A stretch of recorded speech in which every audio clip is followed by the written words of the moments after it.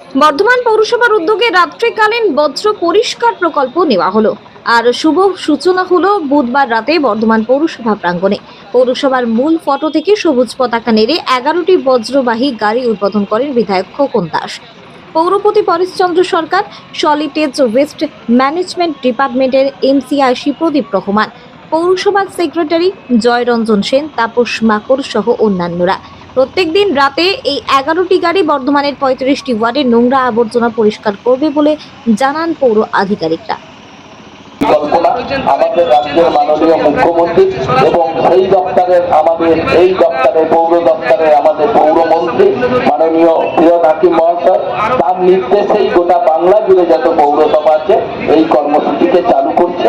আজকে আমাদের বর্ধমান পৌরসভার পক্ষ থেকে সেইটা চালু হচ্ছে যে বিকালের পর থেকে যে নোংরা আবর্জনা বিভিন্ন জায়গায় শহরে থাকবে সেইটাকে তুলে নিয়ে শহরকে পরিষ্কার রাখবে। আমরা চাই বর্ধমানের প্রতিটি মানুষ সহযোগিতা করুক যাতে বর্ধমান শহরকে আরো পরিষ্কার রাখা যায়।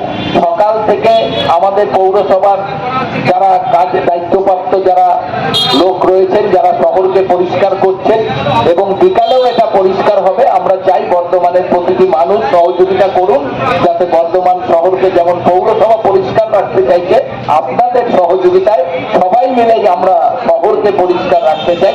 আপনারা সবাই মিলে সহযোগিতা করবেন। ধন্যবাদ।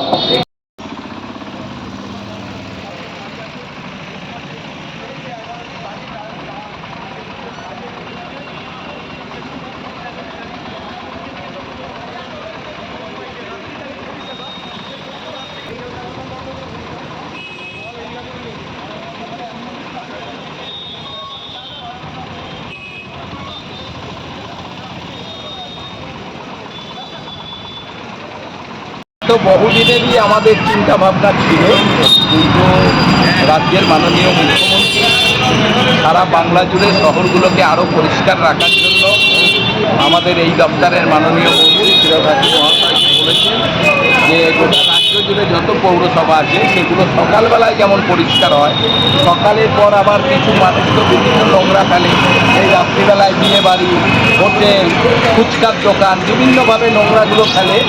সেই নোংরাগুলো যদি তুলে নেওয়া যায় তাহলে বর্ধমান শহরগুলো সবসময় পরিষ্কার থাকে। সেই নির্দেশ অনুযায়ী সারা রাজ্যের পৌরসভাগুলোতে এই রাত্রিবেলায় পরিষ্কারের একটা চিন্তা নিয়ে চালু হয়েছে। আমাদের বর্ধমান পৌরসভার পক্ষ থেকে আজকে চালু হলো। এখন প্রতিদিন রাত্রিবেলায় 11টা গাড়ি ঘুরবে বিভিন্ন রাস্তায়, যেখানে এই আবর্জনা থাকবে সেই আবর্জনাটাকে তুলে ফেলে দেবে বর্ধমান শহরকে পরিষ্কার রাখার জন্য। আমাদের এমসিআইসি প্রদীপ রহমান মহাশয় আছে, এই দপ্তরের এমসিআইসি আমাদের চেয়ারম্যান সাহেব আছে, শাহাবুদ্দিন খান আছে, ইন্তেকাম আলম আছে, সবাই আছে। শহরবাসীকে সহযোগিতা করতে হবে বর্ধমান পৌরসভাকে, তাহলে বর্ধমান পৌরসভা যেভাবে এগিয়ে যাচ্ছে সব দিক থেকে সামনের দিনে আরও ভালো জায়গায় যাবে।